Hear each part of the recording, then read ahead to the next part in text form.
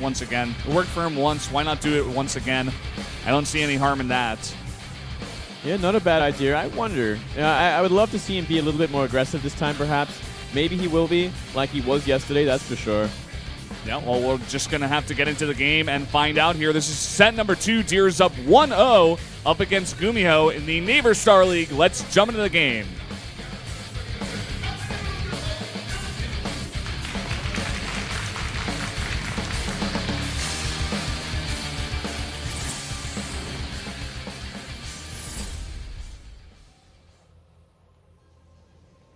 Up at 1 o'clock, the red Protoss. He is up 1-0 so far from Samsung Galaxy Con. It is Deer.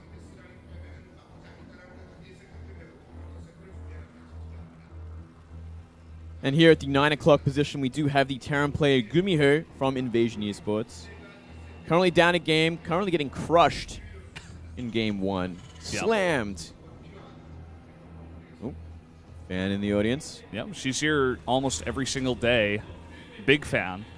And I don't know, the tanks on King Sejong Station just did not work out for GuMiho. I feel like that was part of the reason. Like, a lot of his gas was going into tanks, whereas it could have been in going into, you know, possibly matching the upgrades of Deer. Yeah. You know, of course, if you are going up against a Protoss, the Protoss is going to be able to chrono boost out the upgrades a bit faster than you.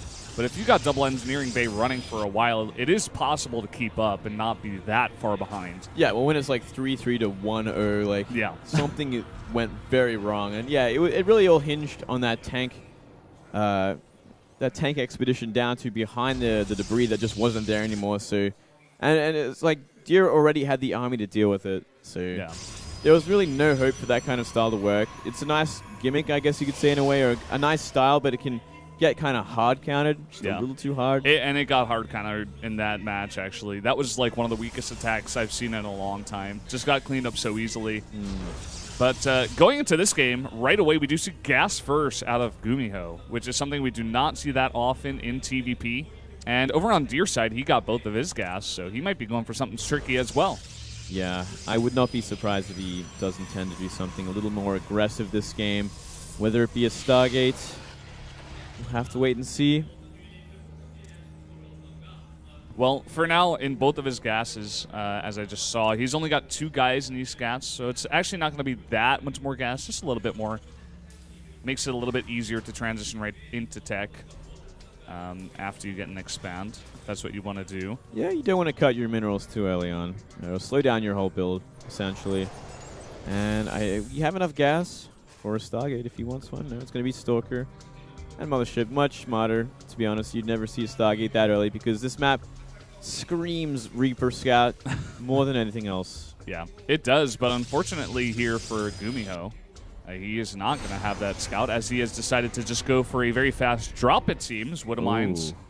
Yeah, he's going very, very aggressive. Very early drop. This is about as fast as you can get it out. There we go. Gas first. There's a Stargate that I was thinking of, but right at the back of the main. Still not a too large of a flight path to the main base of GuMiho, though he'd probably much rather use it to detect the Widow Mines that'll be dropping in his main. Yeah.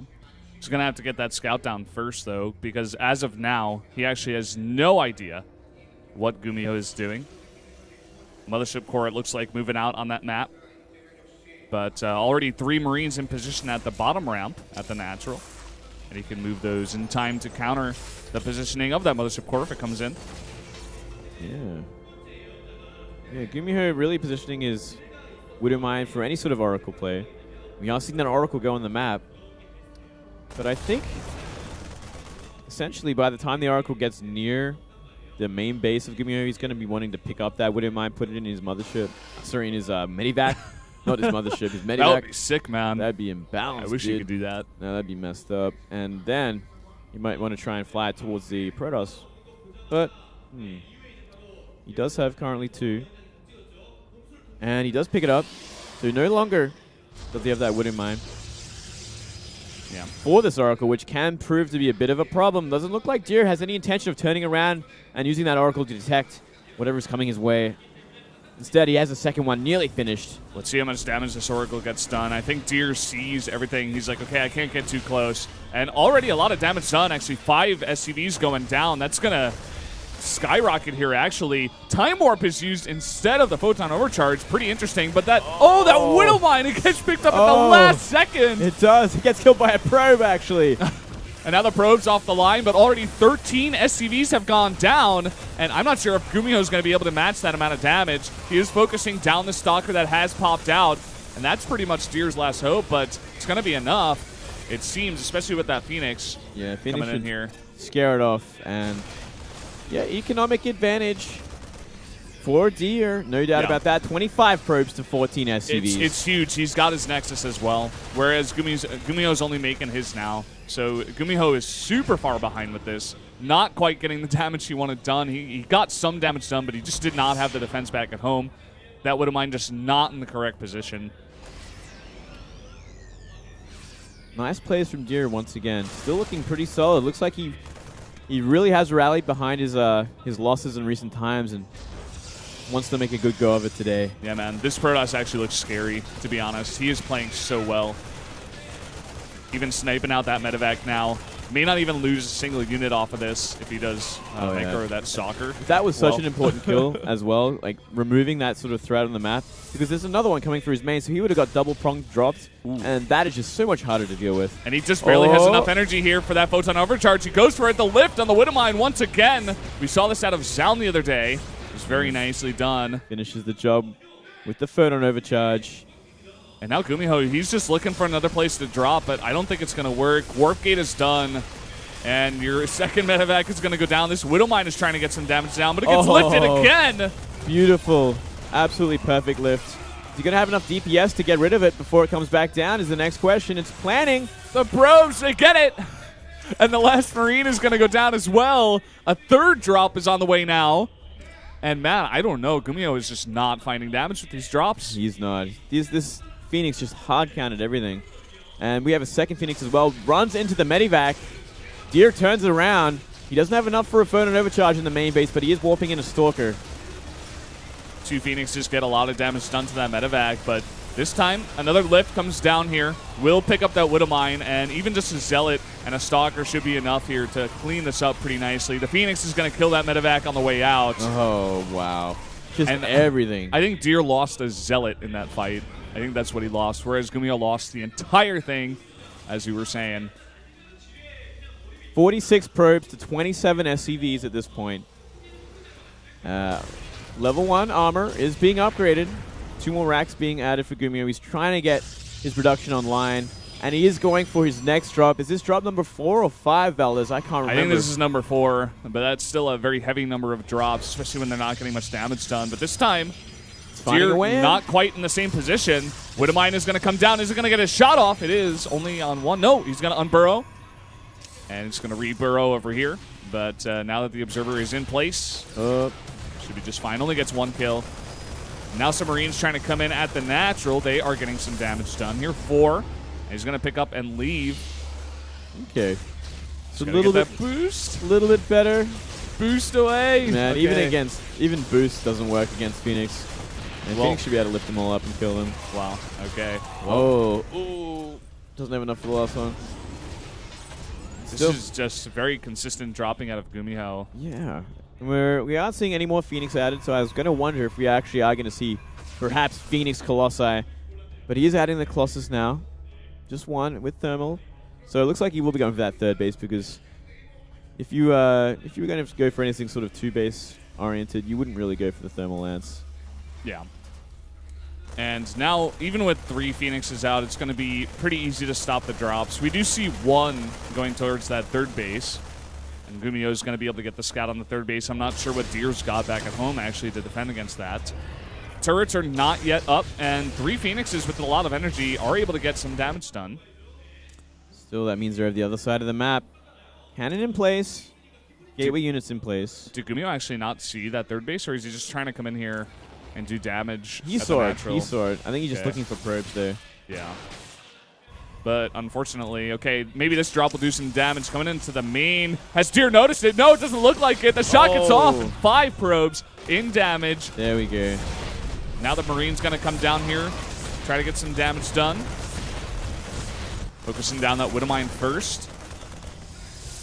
They're actually getting considerable amount of probes in the main base with this attack. Yeah, GuMiho doing a very nice job of just this counter-pronged harass. Even though his first, like, 2 or 3 drops didn't do much damage, they're starting to find some damage somewhere because, especially with Deer taking that third base, he's a bit more split up. And he was transitioning into the Colossi, so he didn't have a ton of units. And finding some damage there. He will even up the worker count here at 49 to 49. I think it was a bit of a mistake from Deer to be moving out the map with these Phoenixes, considering how consistent GuMiho was with his dropping. He was essentially, every time he had enough units for a drop, he would be dropping again and again and again. So I don't think it's really worth the damage you could possibly do with Phoenixes in the enemy base. And now we are seeing Biomine move towards the third base, identified by an observer. And this is a pretty puny forest. Already 2 Colossi are out with Thermal Lance. And yeah, it doesn't look like GuMiho wants to take that fight just yet. And actually, Deer's going to force it here. GuMiho's got to back off. And 2 more drops on the way. We're seeing Deer fully saturated on 3 base at this point. GuMiho has only just finished. And now GuMiho rotating with those double medivacs towards the third base. There's already a cannon in place at the back. And the gateway, or the army in general, is not far behind. Yep, that's actually not the real army. This Mothership Core is going to put down the Nexus Cannon, but that is 2 medivacs full of units here. Widowmine is going to go down. How's the shot? It's decent. Getting 2 probes and a third one there with that second Widowmine.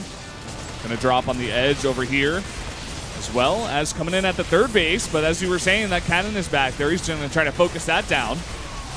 Yeah, not too hard with that many bios. Same time, the main drop got fended off. Now the third does as well. And this is like the strong suit of GuMiho that I was talking to you about a little bit earlier, Valdez. He's just so good with this constant multi-prong drops, multi-prong harassment, just constantly going on the map. Yeah, man. Unfortunately, Deer with those 3 Phoenixes is able to clean that up. Uh-oh! A huge amount of damage done there. I think a couple of sentries as well as a Stalker going down. That was huge. Wow. And once again, GuMiho coming into the main. And the Mothership Core does not have enough energy here for that Nexus Cannon. An Immortal pops out. That's going to help in the defense, as well as some Zealots that get warped in.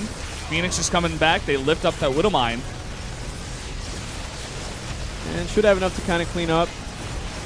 Could see another drop into the third base sometime soon if GuMiho wanted to.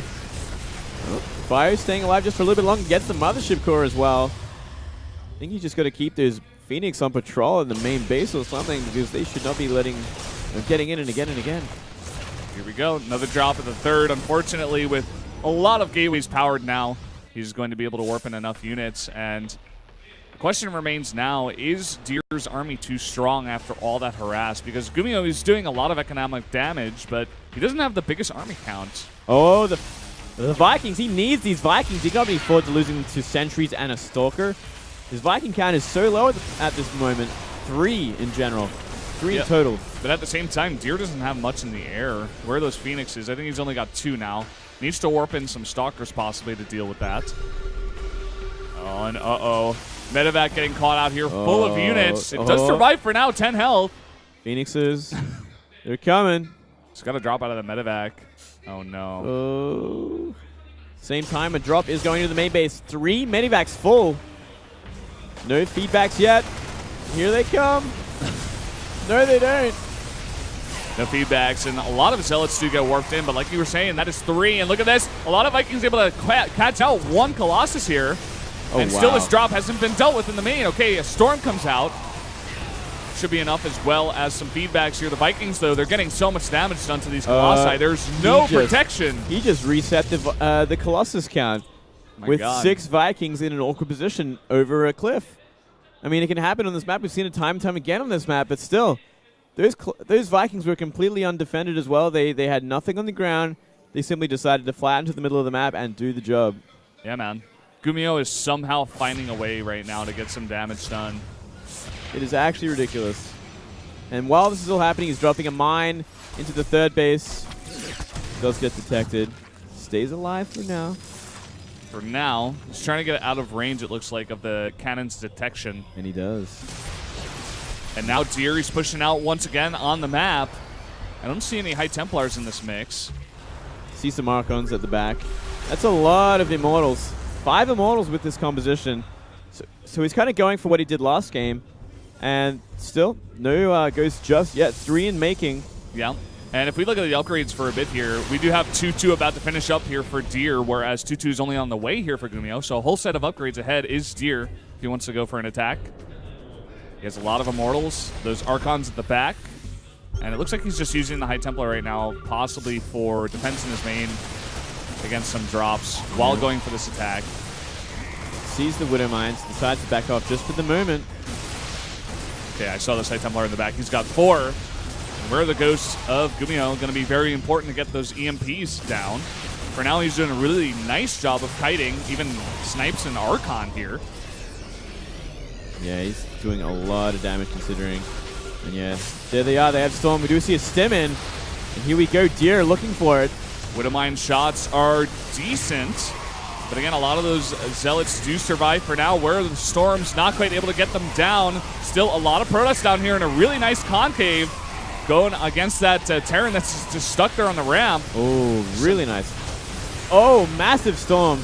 Keeping those Templars just at the back as far as he can to avoid any sort of EMP for the last second. And I think GuMiho, he might have just ran out of steam at this point. There's still at least 2 Storms left. It's going to take a lot more damage and a lot more pain to get through this army. Ghost Academy goes down. Probe actually setting off one of the Widow Mines back there, but there are a couple more.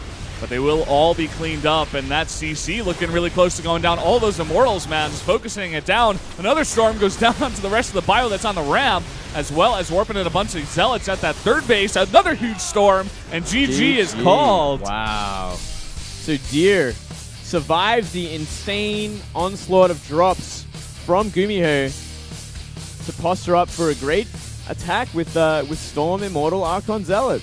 That was a really fun game, man. That was non-stop action. That was really intense. And we definitely saw GuMiho turn it on that second game. You know, he kind of got into his rhythm.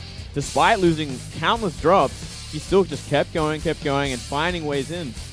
Yeah, a really, really fun game. But as we kind of expected, Deer does get out here into the winner's match. GuMiho will go down.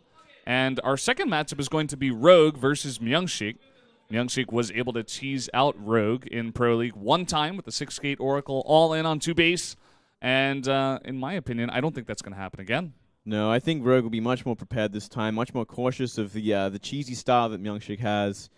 And yeah, I'm definitely favoring Rogue to win this one as well. And yeah, he should be ready for revenge, I think. Yeah, man. And the winner of that one is going to go up against Deer. Deer looking really, really strong against Terran, but of course he's got to go against either a Zerg or a Protoss here. That's the interesting thing about this group is that we have 2 Protosses, 1 Terran, 1 Zerg, so a lot of these players have to practice for a lot of different matchups. I guess the Zerg and the Terran player having a bit of an easier time, only having to go up against 2, right? Or yes. Yeah. Yeah. It's Protoss Terran for the Zerg and Protoss Zerg for the Terran, so yeah, makes sense. Exactly. Well, we are going to go to a 3-minute break before we get to that match, Rogue versus Myungshik. After the break, stay tuned.